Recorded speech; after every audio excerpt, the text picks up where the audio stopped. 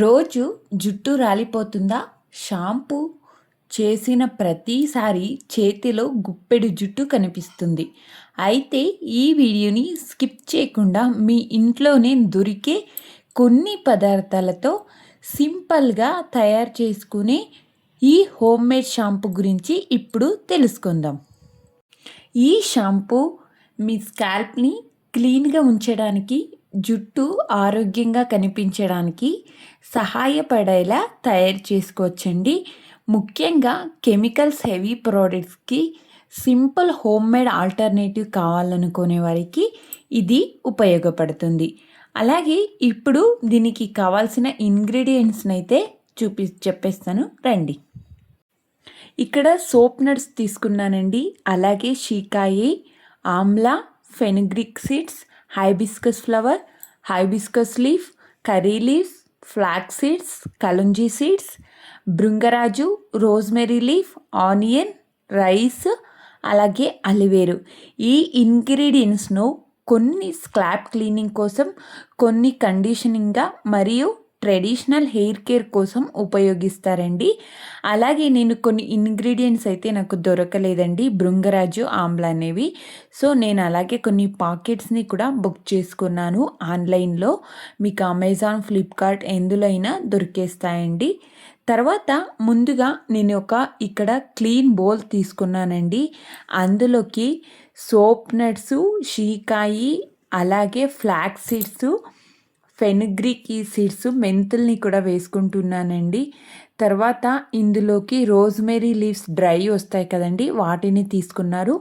మీకు ఫ్రెష్గా దొరికితే ఫ్రెష్గా కూడా వేసుకోవచ్చండి.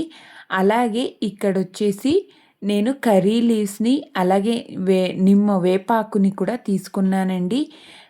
తర్వాత నేను ఇక్కడ కొద్దిగా హైబిస్కస్ లీఫ్, మందారపు ఆకులు వస్తాయి కదండి, వాటిని తీసుకున్నానండి. తర్వాత రైస్ని కూడా తీసుకున్నాను. మీకు తెలుసు కదండి రైస్ వాటర్ ఎంత హెయిర్కి మంచిదో అనేసి. తర్వాత చిన్న ఆనియన్స్ ఏవైతే వస్తాయో వాటిని కూడా తీసుకున్నానండి. తర్వాత ఇప్పుడు వీటన్నిటిని కవర్ అయ్యేంత వరకు నీరు పోసి ఓవర్ నైట్ సోక్ చేయండి. ఓవర్ నైట్ సోక్ చేయడం వల్ల హార్డ్ ఇంగ్రీడియంట్స్ ఏదైతే ఉంటాయో అవి సాఫ్ట్ అవుతాయండి.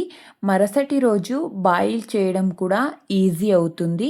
సో మీరు ఎంత వాటర్ వేస్తారో చూసేసుకొని, మీకు క్వాంటిటీ ఎంత కావాలో అంత చూసేసి వేసుకోండి. తర్వాత నేను ఇక్కడ ఇంపార్టెంట్ టిప్స్ ఏంటంటే అండి, కానీ ఫ్రెండ్స్, న్యాచురల్ ఇంగ్రీడియంట్స్ అన్నీ అందరికీ సూట్ అవుతాయని కాదు.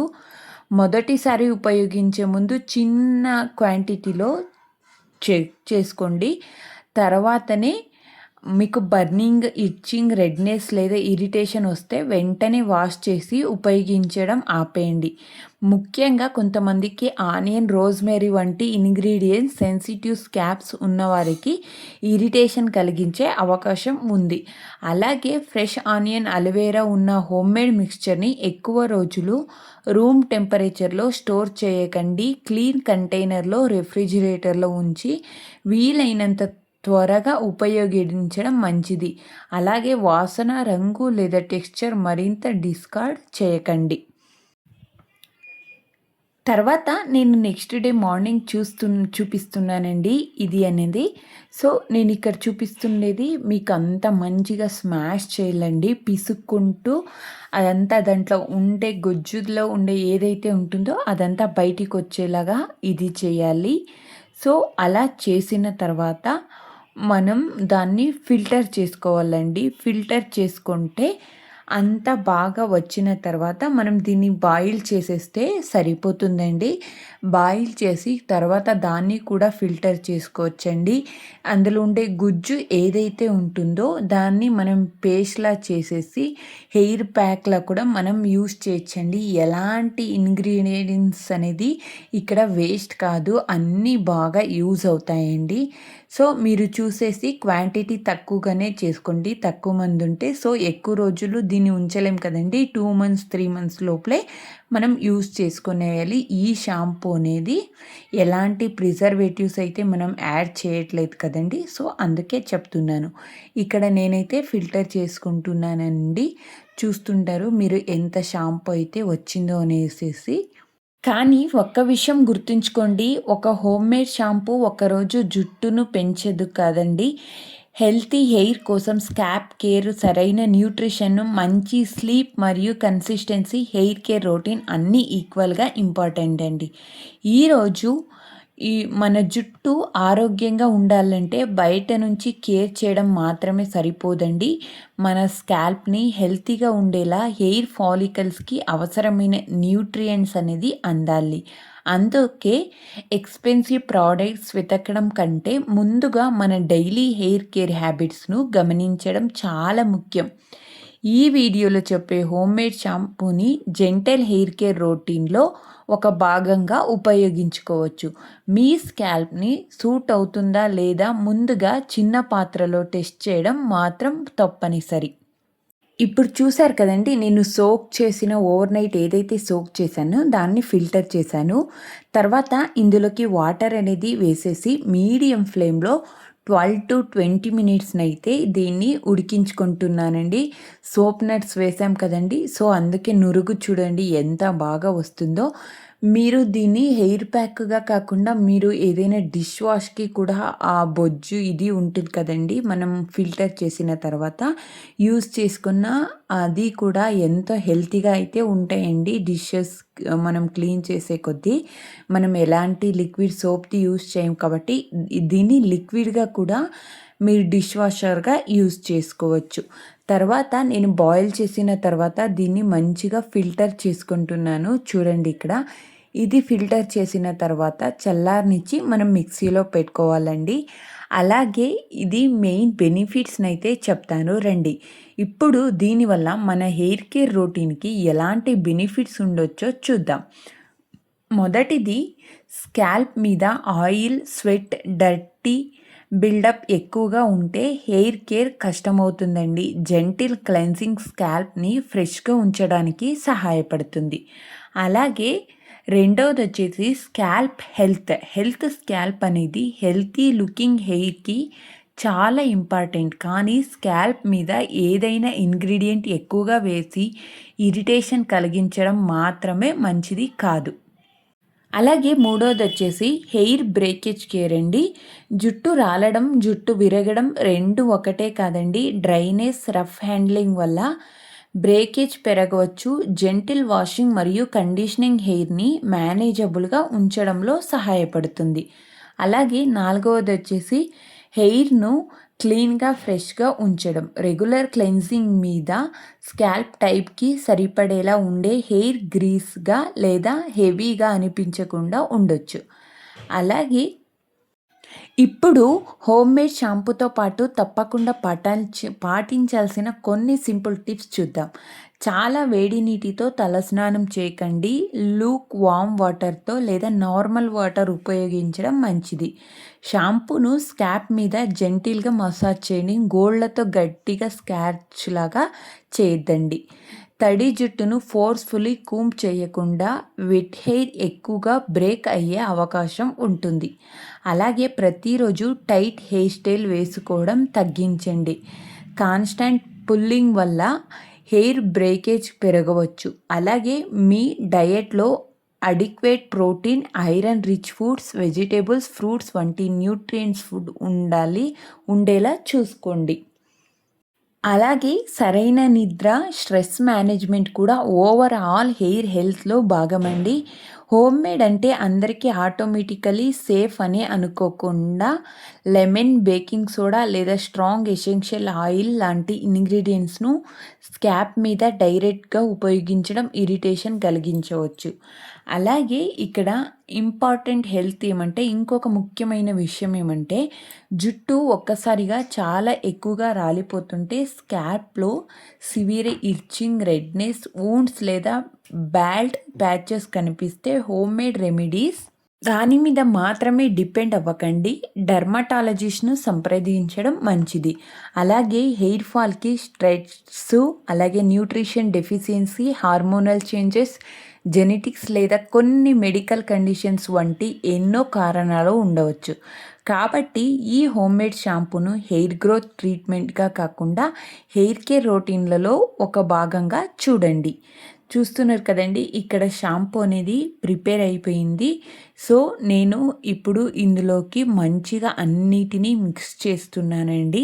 సో, మీరు చూస్తున్నారు కదా! నురుగు అనేది ఎంత బాగా వస్తుందో అనేది. తర్వాత నేను ఇందులోకి ఇప్పుడు చూపించే ఇంగ్రీడియెంట్స్‌ని కొన్ని నాకు ఇంగ్రీడియెంట్స్ దొరకలేదు అని ఆన్‌లైన్‌లో బుక్ చేసుకున్నాను కదండీ! సో, వాటిని కూడా ఇప్పుడు ఇందులోకి యాడ్ చేసేస్తానండి. చూడండి నురుగు ఎంత బాగైతే వస్తుందో.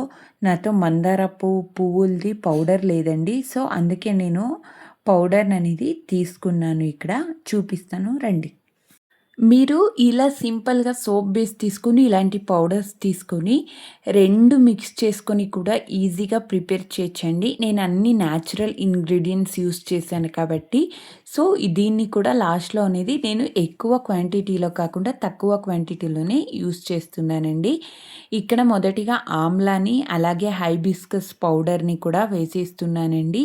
సో, ఇప్పుడు ఎండ అనేది లేదు కదండీ! సో, డ్రై చేసి దాన్ని పౌడర్ చేసుకోవాలి.